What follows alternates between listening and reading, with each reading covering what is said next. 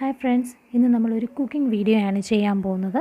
ഈ വീഡിയോ ഇഷ്ടമായാൽ ലൈക്ക് ചെയ്യണം, ഷെയർ ചെയ്യണം, സബ്സ്ക്രൈബ് ചെയ്യുമ്പോൾ ബെൽ ഐക്കൺ കൂടി പ്രസ് ചെയ്യണം. നമ്മൾ ഏത്തയ്ക്ക കൊണ്ടുള്ള ഒരു ഡിഷാണ് ചെയ്യുന്നത്. അതിനായിട്ട് നമ്മൾ 3 ഏത്തയ്ക്കയാണ് എടുത്തിരിക്കുന്നത്. അത് അധികം പഴുത്ത് പോകാത്ത ഏത്തയ്ക്കയാണ്.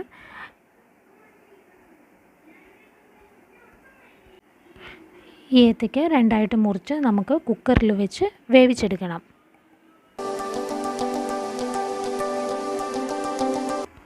കുക്കറിൽ 2 വിസിലടിച്ചാൽ മതിയായിരിക്കും. നല്ലപോലെ ഇത്തരം വെന്ത് വരുന്ന രീതിയിൽ എടുക്കണം.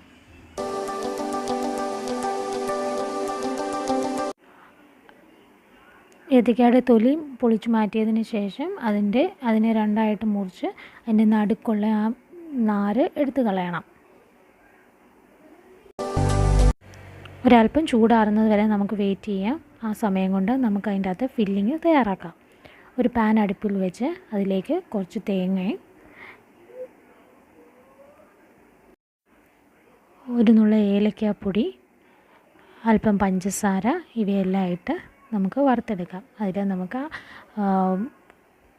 കിസ്മിസോ അല്ലെങ്കിൽ കാഷ്യൂ നട്ടോ എല്ലാം ചേർത്ത് കൊടുക്കാവുന്നതാണ്. അതൊക്കെ നിങ്ങളുടെ താല്പര്യം പോലെ ചെയ്യാം. നല്ലപോലെ ഒന്ന് റോസ്റ്റായി വരുന്നിടം വരെ വറുത്തെടുക്കാം. കളറ് മാറണമെന്നില്ല.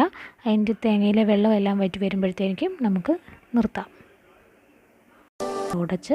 കുഴച്ച് എടുക്കണം.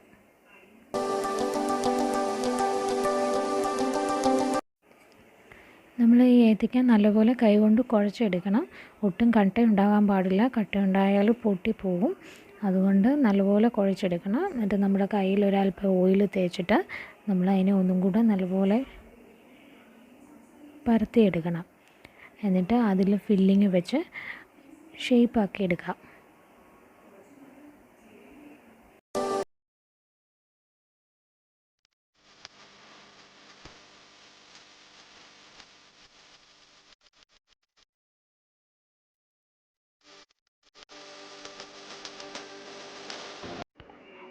ഇപ്പോൾ എല്ലാം റെഡിയാക്കി എടുത്തിട്ടുണ്ട്. ഇനി നമുക്ക് പാൻ വെച്ച് ഓയിലൊഴിച്ച് അതിൽ വറുത്തെടുക്കാം.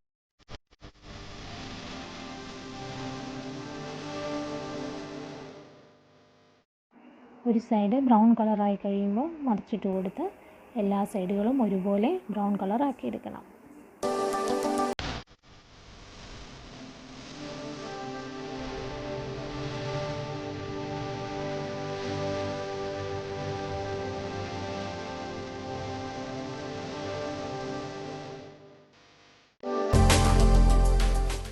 എല്ലാ ഉന്നക്കായും റെഡിയായിട്ടുണ്ട്. ഇനി നമുക്ക് ചൂടോടെ സെർവ് ചെയ്യാം.